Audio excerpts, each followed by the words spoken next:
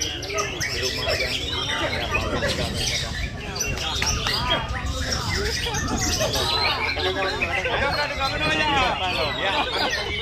Kedua kali ini. Siap kan yang belang nih. Tidak, ada gini dia. Ya. Dipanggil sama Babe. Orang pendek kan dia. Budi. Emang dia ngomong gini.